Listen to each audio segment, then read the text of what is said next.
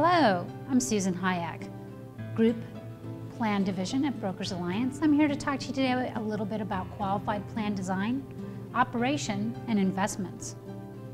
Thank you for joining me. Let's talk a little bit about plan design to begin with. There are some important factors that go into actually setting up a qualified plan, and they involve a lot of questions that you would want to ask your client and work with whoever it is that's going to set up the plan for you, whether that be an ERISA attorney, a third-party administrative consultant, or the vendor that you've chosen to actually put the investments at. Some of the main questions you're going to ask is, who are the highly compensated employees at the company? Typically those are going to be your owners, but that might not be the only highly compensated employees that are involved in potentially setting up the plan. What is the entity type? Is it an LLC? Is it a corporation, C-corp or S-corp? Is it a partnership, or is it maybe just a sole proprietorship? And then what are the ownership interests? Sometimes what will happen is someone owns more than one company, and that's going to come into play depending upon the types of plans that you're designing. The compensation of the potential participants in the plan is also going to be important. So that's something you need to know about, and that's something that you definitely want to actually address when you're talking to the client about setting up a qualified retirement plan. And then probably one of the main things is going to be the ability to actually fund the plan. We've got two different types of qualified retirement plans, whether they be defined benefit or defined contribution.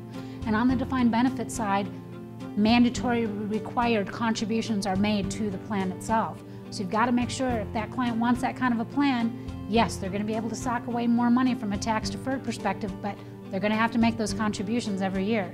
On the defined contribution side, it might be a little bit easier. If you're not having a great year, you don't necessarily have to make that contribution. And that's going to help determine what type of plan to set up. All of the things we just talked about are important to setting up the plan. When you're setting up the plan, what is actually created is a plan document or a trust. There are several different types of plan documents that can be chosen. There's a prototype plan, which is the easiest type of plan to adopt. It does have some limitations.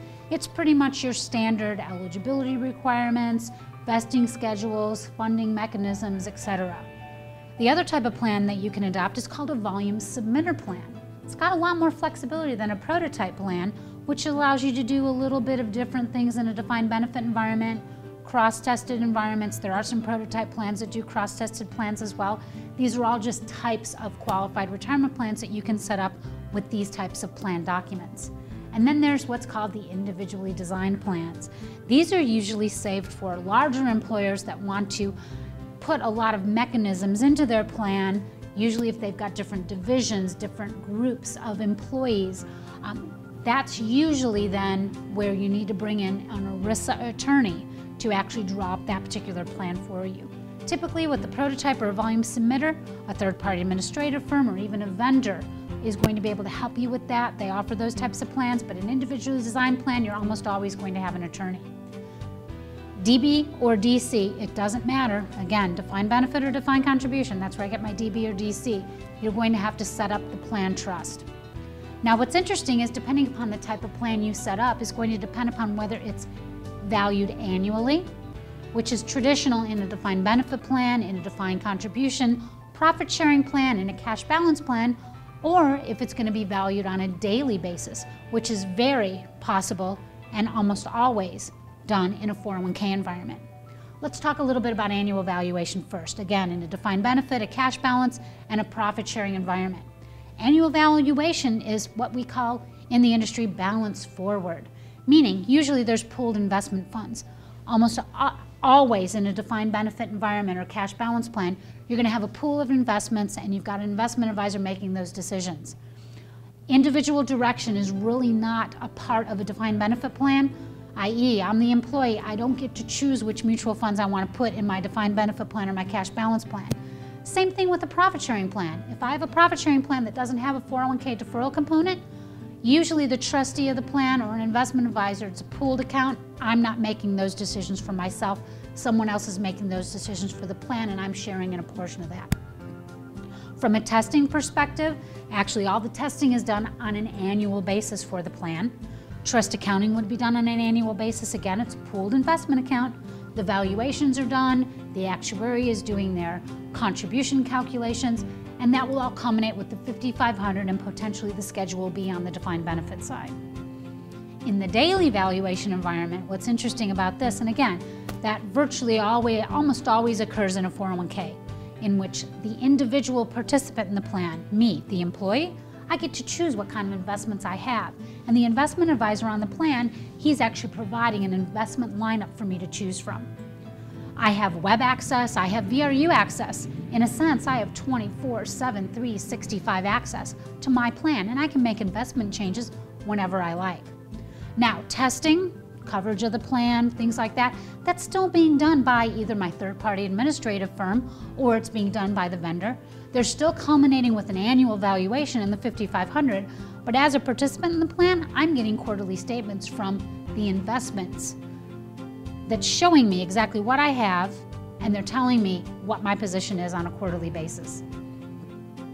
The operations and duties that are performed in making sure any plan operationally functions correctly are the trustee, the custodian, the third-party administrator, the record keeper, typically in a 401k plan, and the investment advisor, which would be you. Now, from a trustee perspective, basically they're named in the plan document. 9 times out of 10, it's going to be the employer, it might be the owner of the company, it might be a group of people. You could have more than one trustee. You can have a group of trustees, but they're the ones that are making the plan decisions. They control all the decisions for the plan, and they are a fiduciary to the plan, which is an important concept to know. As an investment advisor, you could be a named fiduciary as well, depending upon what type of investment advice you're actually giving. The custodian comes into play. Usually they're a bank, they're an agent, a bank, trust company, or someone else who actually safeguards the investments for the plan. What they will act in the capacity of is they will actually track the individual's mutual funds or other investment company assets for the trustee, potentially for the record keeper, even potentially for the plan administrator. That's the role that they play. They basically have custody of the assets of the plan. Okay, they also provide the creation of tax reporting forms, because there are some forms. If I take a distribution out of a plan, a 1099 has to be reported because that's taxable income to me, depending upon what age I am and what's happening. Unless I'm rolling that over into an IRA, whenever you remove money from a qualified retirement plan, it is going to be a taxable event for you. The third-party administrative firm plays a role. They do the testing, they do the coverage, they make sure all of the proper tests, top-heavy, coverage, non-discrimination in a 401k environment, cross-testing. That's what your third-party administrative firm is going to do for you.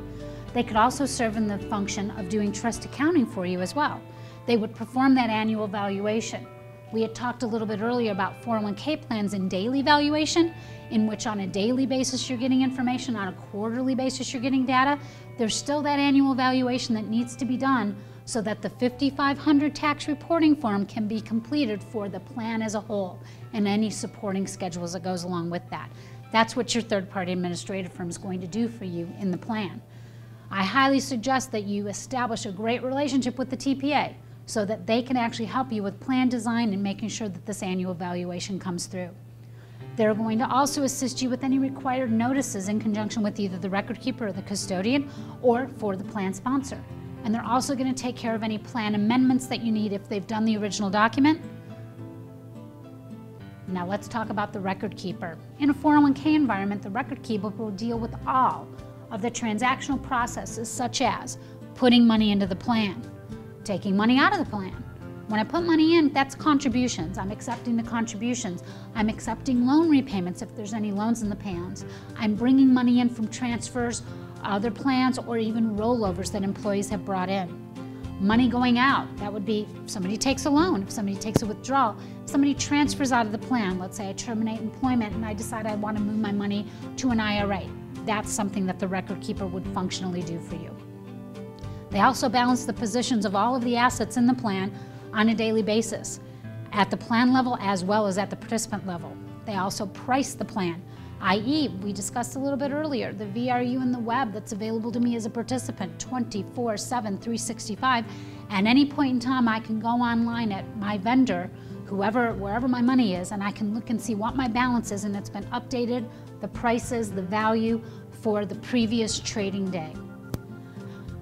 The record keeper will also be responsible for putting reports out to the plan sponsor and to the participants. That's a role that they take very seriously, and that's one that they actually functionally gravitate toward to make sure that those reports are actually generated and are available for use. Now, as the investment advisor, what you've got is every plan should have an investment policy statement if indeed there's some type of a direction going on there. That would be a defined benefit plan, a profit sharing plan, even in a 401k environment. The investment policy statement is going to dictate the wishes of the trustee and the employer. The investment advisor is also going to assist with any enrollment in the plan, i.e. in a 401k environment, in a profit sharing, and that once someone becomes eligible, they're automatically going to be in the plan because there is no employee deferral component. They're going to offer fund lineups. They're going to take care of the funds. As an investment advisor, you're going to deal with performance and measurement. If there's individual direction in the plan, you're going to make sure that those individuals and those participants know about that. You're also going to take care of information such as fee disclosure. That's going to be really huge and will affect your role as an investment advisor coming forward. Fee disclosure will be mandatory as of 2012, and it will be at every level. It will be at the vendor level, it will be at the investment advisor level, it will be at the participant level. At every level, full fee disclosure is going to have to occur. Basically, what happens on an annual basis, once you've set up the plan, you've got it designed properly, it's operating, it's functional, I've got my investment advisor picking my investments. In a sense, what you've got is you've got your third-party administrative firm working in conjunction with the investment advisor for the plan sponsor to have a plan that actually works for them and any other participants in the plan. But the IRS and the DOL requirements exist every single year.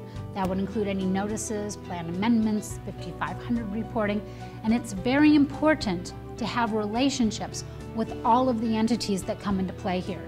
Again, as I stated, understanding what the record keeper does, understanding what the TPA, the third-party administrator, does, understanding the custodian's role if one exists, understanding the investment advisor's role in relationship to the plan sponsor, and the participants is very important. Now, what I will say is, I want to thank you for actually being here. This kind of wraps up our basic qualified plan design, operation, and investment section.